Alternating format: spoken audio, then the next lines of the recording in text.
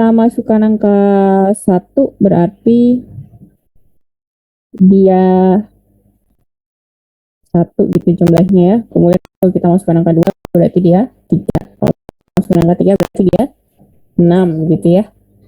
Kemudian masukkan angka 4 berarti 10. Seperti itu cara mengecek benar atau tidak. Nah, karena dia posisinya di tugas 1 dan posisinya adanya di tugas perkenalan sebenarnya warming up. Jadi intinya tuh saya ingin kalian coba buat 5 langkah pemrograman sederhana, simple gitu, yang prosesnya hanya menerima input kemudian memasukkan input tersebut gitu ke dalam variabel, kemudian variabelnya didefinisikan, dimasukkan ke dalam formula matematika, kemudian output hasilnya. Gitu ya. Jadi sebenarnya sederhana banget nih. Jadi kalau kita gambarkan flowchartnya di PowerPoint juga, ini kelihatan nggak ini Terlihat, Bu. apa ya? Submenu ya? Kelihatan nggak? Submenu flowchart nih. Terlihat.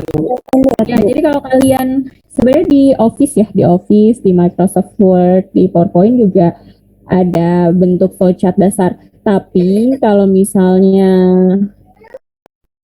kalian pakai atau punya Microsoft Visio gitu ya, atau di pengantar teknologi informasi kan pernah kita install juga ya software untuk software untuk membuat data flow gitu ya, pernah ya. Waktu itu saya contohkannya apa ya waktu itu ya, saya lupa ya, di kuliah PTI. Tapi intinya bisa aja tuh udah punya insert chart yang khusus flowchart. Nah ini bentuk-bentuk dasarnya, intinya seperti ini kurang lebih ya flowchartnya. Seperti ini nih, start, kemudian nanti kalian gambar tanda panah gitu, kemudian input ya, input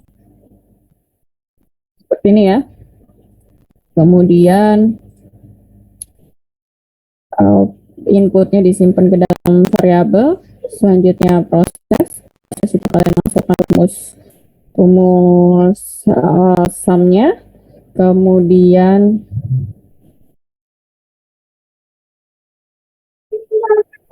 print gitu ya,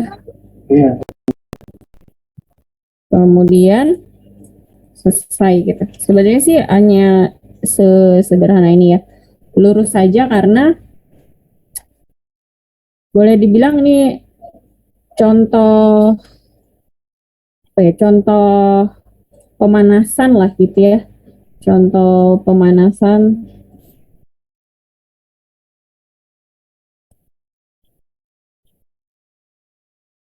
untuk kalian programming gitu. Jadi nggak yang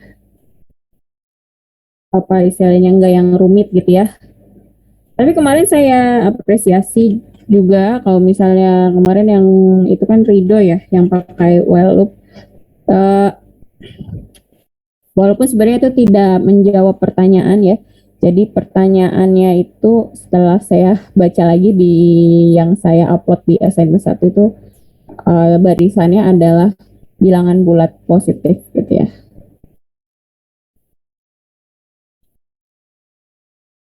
Jadi kurang lebih nanti seperti ini bentuk flowchartnya. Ya. Saya harap sih kalian sudah perbaiki. Kemudian kemarin yang saya uh, highlight juga adalah penggunaan nama variabel. Di Python, kemarin kita sudah sempat bahas ya, di Python itu ada variabel bawaan gitu, masuk sintaks itu sum. Jadi kalian silahkan pakai variabel lain atau definisi lain ya. Kalau di sini saya contohkannya seperti ini. Kelihatan ya? Kelihatan, Bu. begini kali ya. Nah, ya jadi seperti ini. Intinya hanya 3 baris itu, start dan stopnya nggak saya tuliskan karena saya ingin menunjukkan kalau ini simple banget.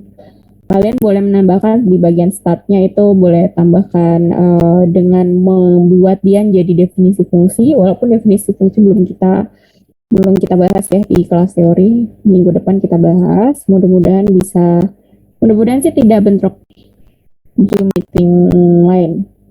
Kemudian yang bagian stopnya kalian bisa padukan dengan return ya. Return itu pengembalian hasil. Atau kalian juga bisa input di definisi fungsi sebagai quit gitu ya, atau selesai. Jadi ini kalau misalnya kita jalankan di idle, ya ini di sini yang kemarin saya highlight, kemarin kalau nggak salah diganti di yang share screen shallow ya, pas yang share screennya shallow bukan ya, yang kemarin saya minta silahkan ganti nama variabelnya gitu ya, karena ya lihat di sini kan kalau misalnya kita tulis sum, nah dia berubah warna, artinya kita jangan pakai nama variabel itu karena itu masuk ke dalam sintaksnya Python. Kalau kita jalankan kurang lebih seperti ini, idle white space. Harusnya kelihatan ya. Misalnya 4. Nah ini. Nah, kan jumlah dari bilangan bulat berapapun, pastinya hasilnya bilangan bulat lagi kan. Nah, kemarin juga saya soroti kalian, jadi kalian harus pertama baca soalnya baik-baik, kemudian telaah formula matematikanya, jadi dicek dari segi matematika dan logikanya. Jadi kalau misalnya kita definisikan si inputnya itu bilangan bulat, integer, kalau kita jumlahkan bilangan bulat dengan bilangan bulat, tentu hasilnya bilangan bulat juga gitu kan. Nah, berarti si jumlahnya ini harus kamu state kalau dia integer. Karena kalau kita tidak state ini, nanti hasilnya jadi kemarin 10 koma ya, baik yang filenya Rido maupun Shalwi ya.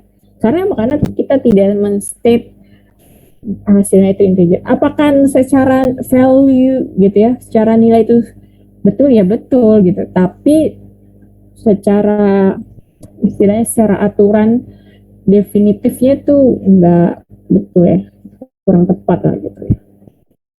Jadi kayak pakai seragam lah kalau sekolah.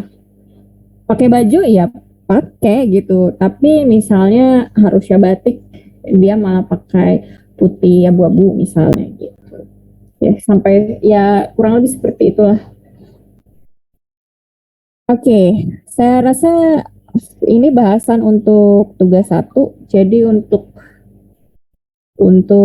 outputnya pastikan kalau yang di input itu integer, maka outputnya integer seperti itu ya.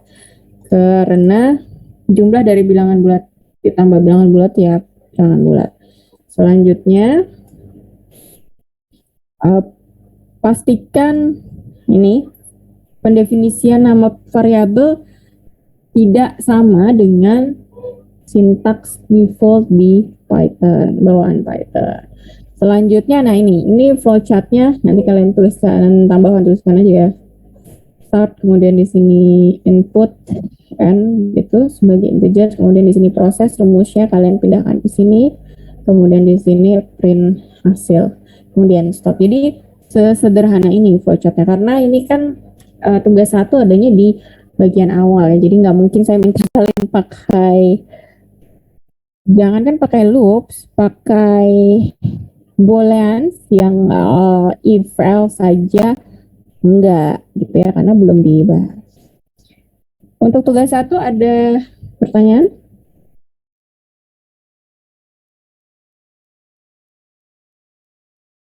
Untuk mengecek hasilnya kita bisa manual lah.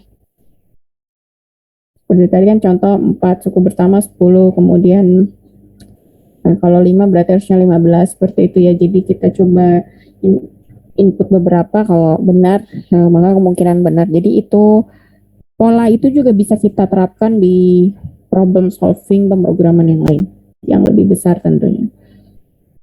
Oke, saya rasa cukup jelas ya. Tugas 1 tidak ada pertanyaan.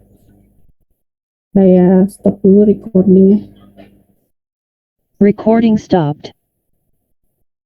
Oke.